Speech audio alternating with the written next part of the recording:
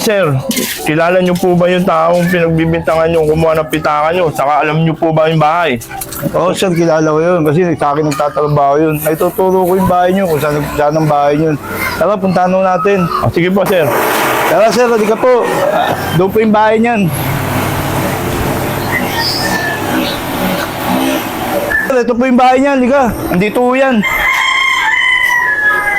Oy, mga bata, asa yung tatay niyo? Boss, kayo pala.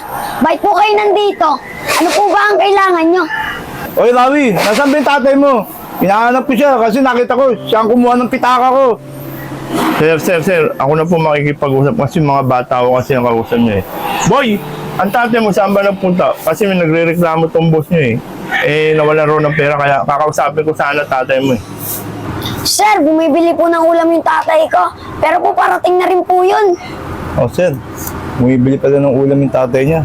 Antayin-tayin na natin yun. Baka mamaya dumating na nga yun.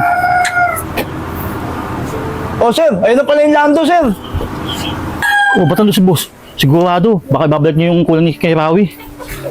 Boss! Oh, boss, nagabala ka pa, boss. Nadala yung kulang mo kay Rawi yung sahod. Ano pinagsasabi mong dadaling kulang? Kitang-kita kita. Kinuha mo yung pitaka ko. Di mo ba alam? Pulis itong mga kasama ko.